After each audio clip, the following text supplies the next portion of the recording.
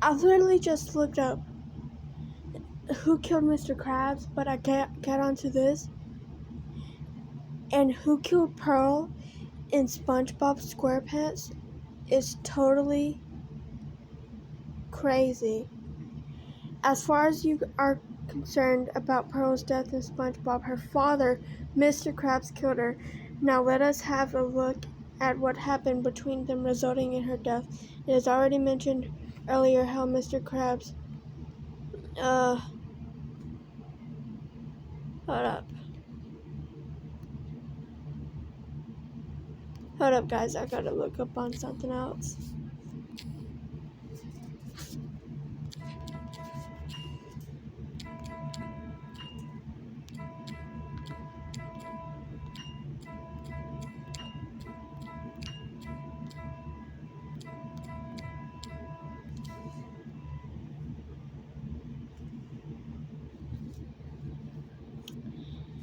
Crab is angry and he is thinking it is time to carry out his plan to kill Pearl. Pearl came back from the mall to ask Mr. Krabs if he can give her $100 for a pair of shoes, but Mr. Krabs pulls out a gun and shoots her. And now it's unbelievable how Mr. Krabs actually died. Krabs was found dead inside of the Krusty Krab restaurant. His throat had been cut. The coroner concluded that the wound on Mr. Krabs' throat was caused by the metal spatula. So I think SpongeBob killed Mr. Krabs. What?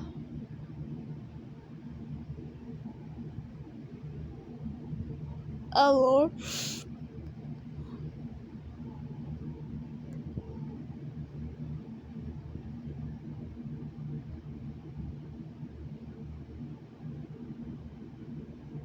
How did it send you? Oh no, that's a little. SpongeBob is a mass murderer, y'all guys. Plankton takes out the opportunity to disarm her and prepare to kill, but is shot dead by SpongeBob.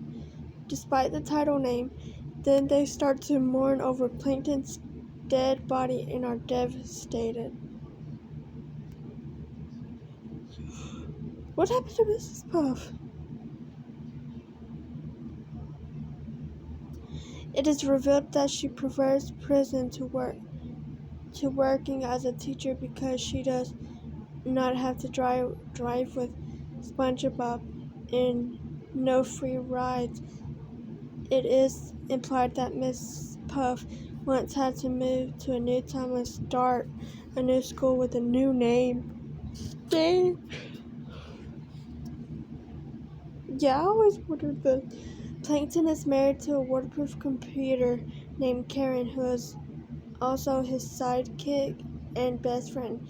Karen is Plankton's own invention, assembled from a calculator and a mass of wires. She was Plankton's first invention when he was in grade school, and they dated before he became evil.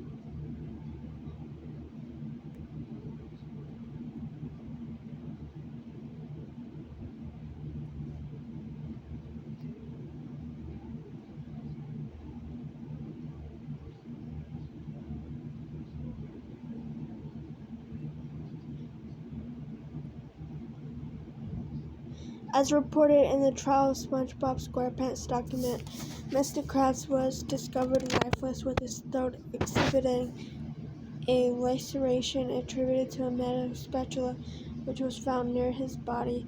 The coroner determined that Mr. Krabs succumbed to, I don't even know that word, caused by the, I don't know that word, throat wound.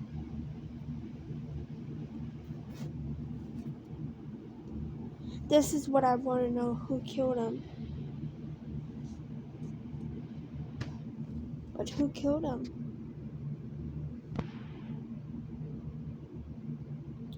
The examination further unveiled traces of blunt force trauma on the back of Mr. Krabs' head.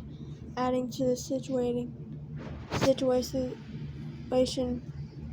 perplexity. The Krusty Krab's flooring exhibited an oily surface covered in cooking grease, vacillating and environment prone to slipping hazards. The grease-stained floor bore numerous footprints, including those belonging to SpongeBob, the show's main character. SpongeBob's footprints were conspicuously absent, with the pool of blood surrounding Mr. Krabs' remains, despite the lack of evidence indicating a forced entry. The cash register at the Krusty Krab was found empty, while Mr. Krabs' safe was discovered ajar, housing a notable absence of the secret recipe for the highly sought-over Krabby Patty. Moreover, it was observed that Mr. Krabs had a minor cut on one of his claws, which exhibited signs of healing, suggesting that the injury was unrelated to the fatal incident and had occurred several weeks prior. The trial of SpongeBob SquarePants document serves as the centerpiece of this ongoing controversy, presenting a meticulously detailed account of Mr. Krabs' lifeless discovery within his beloved Krusty Krab establishment. The report accentuates the fatal wound inflicted upon his throat caused by a nearby metal spatula soaked in his blood.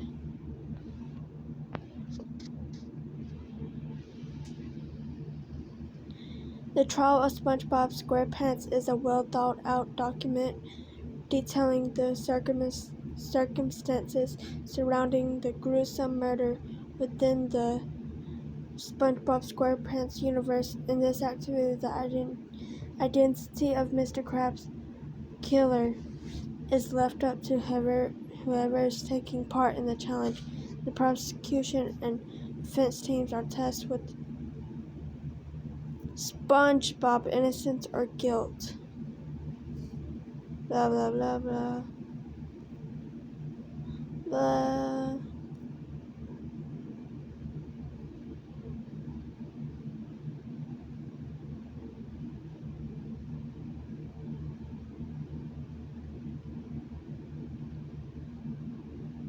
But the major suspects is SpongeBob, Plankton,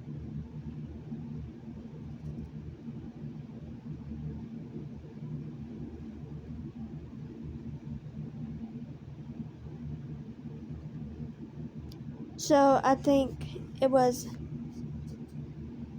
Plankton, because shortly after Mr. Krabs' death, he began selling burgers with a very similar recipe to the legendary Krabby Patty. During a search of Plankton's home, investigators did not find the Krabby Patty recipe or any spatula, so physical evidence could be tied to Plankton, and he could. Oh my gosh. Plankton pays off the remainder of SpongeBob's house loan just days after commencing the burger sales.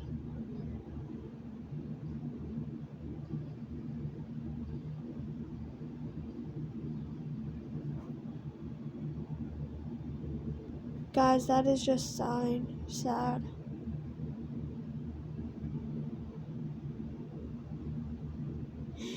Oh, this is very important right here. Furthermore, a spatula found at SpongeBob's home contained traces of Mr. Krabs' blood, with both individuals' fingerprints present. Moreover, SpongeBob was the only person aside from Mr. Krabs himself who possessed keys to the restaurants and knowledge of the safe combination. Witness testimonies add further. Sandy testified that SpongeBob was in desperate need of money due to the imminent repossession of his pineapple house. She stated that SpongeBob had recently requested a raise from Mr. Krabs, but his plea was denied to the restaurant's financial struggles. I didn't know that. Patrick revealed that SpongeBob had expressed frustration towards Mr. Krabs, referring to him as a greedy pig.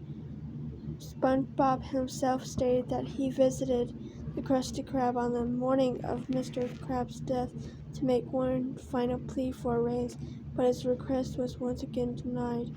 SpongeBob claimed to have quit and returned home. He believed that Mr. Krabs would regret losing his most valuable employee. SpongeBob maintains his innocence, but the authorities remain unconvinced. Fortunately, SpongeBob had managed to assemble a team of defense lawyers who believed in his innocence. Certain pieces of evidence seemed to support SpongeBob's claims, suggesting that there may be more to the case than meets the eye.